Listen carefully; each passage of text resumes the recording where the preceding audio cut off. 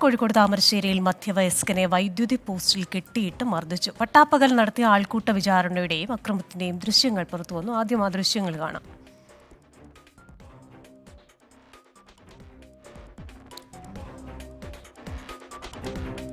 സംഭവത്തിൽ മുൻ police ഉദ്യോഗസ്ഥനും CPIM നേതാവുമായ അബ്ദുറഹ്മാൻ ഉൾപ്പെടെ 5 പേരും ഒളിവിലാണ്. വിവരങ്ങളുമായി സമീർ C. മുഹമ്മദാണ് ചേരുന്നത്.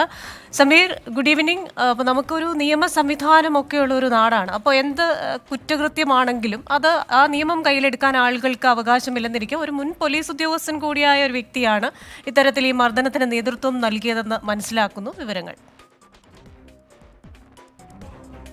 ഗുഡ് ഈവനിങ് ക്രിസ്റ്റീന സൂചിപ്പിച്ചതുപോലെ തന്നെ നാട്ടിൽ അതിൻ്റെതായ നിയമ സംവിധാനങ്ങളെല്ലാം ഉണ്ട് എന്നിരിക്കെയാണ് ഈ ഇത്തരത്തിലുള്ള ഒരു ആൾക്കൂട്ട ആക്രമണം ഉണ്ടാകുന്നത്.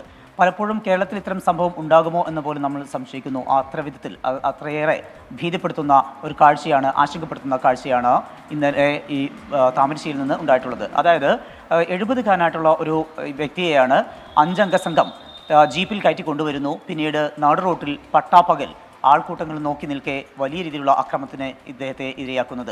അതും ഒരു വൈദ്യുതി പോസ്റ്റിൽ കെട്ടിയിട്ടുകൊണ്ട് ആളുകളെല്ലാം നോക്കി നിൽക്കുകയാണ്. അതിക്രൂരമായിട്ടുള്ള മർദ്ദനം. ഈ സംഭവത്തിന് ഇരയായിരിക്കുന്നത് കുഞ്ഞുമൊയ്തീൻ എന്നുള്ള വ്യക്തിയാണ്. ആ വ്യക്തിക്കെതിരെ നേരത്തെ ഒരു കേസ് ഉണ്ടായിരുന്നു.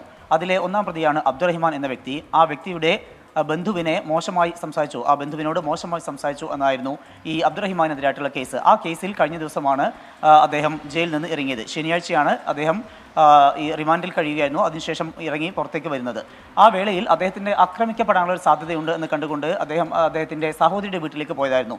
ആ വീട്ടിലെത്തിക്കൊണ്ടാണ് അദ്ദേഹത്തെ തട്ടിക്കൊണ്ടുവരികയും അതിക്രൂരമായിട്ടുള്ള മർദ്ദനത്തിന് ഇരയാക്കുകയും ചെയ്തിരിക്കുന്നത്. ഈ സംഭവവുമായി ബന്ധപ്പെട്ട് ഈ അബ്ദുറഹ്മാനാണ് 1-ാം പ്രതി. അദ്ദേഹമാണ് CPM-ന്റെ പ്രാദേശിക നേതാവും അതുപോലെ തന്നെ റിട്ടയർഡ് പോലീസ് ഉദ്യോഗസ്ഥനും. അദ്ദേഹത്തെ കൂടാതെ മറ്റ് 4 പേർ കൂടിയാണ് ഈ കേസിലുള്ളത്. ഈ 5 പേരും ഇപ്പോൾ ഒളിവിൽ കഴിയുകയാണ്. പ്രതികൾ മുൻകൂർ ജാമ്യത്തിനുള്ള ശ്രമത്തിലാണ് എന്നാണ് നമുക്ക് ലഭ്യമാകുന്ന വിവരം. ഏതായാലും ഈ പ്രതികൾക്ക് വേണ്ടിക്കൊണ്ട് പോലീസിന്റെ അന്വേഷണം ഊർജിതമാക്കിയിട്ടുണ്ട്.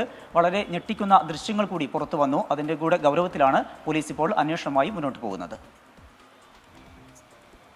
സമീർ C. മുഹമ്മദാണ് വിശദാംശങ്ങൾ നൽകിയത്.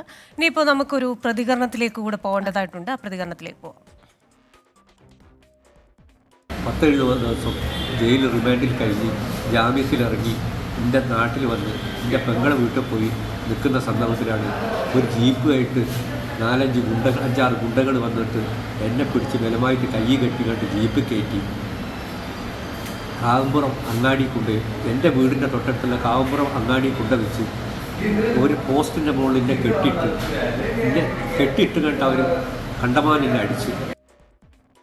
വയനാടൻ കുന്ന് സ്വദേശി കുഞ്ഞുമൊയ്തീനാണ് മർദ്ദനമേറ്റത്. അദ്ദേഹത്തിൻ്റെ പ്രതികരണമാണ് കണ്ടത്.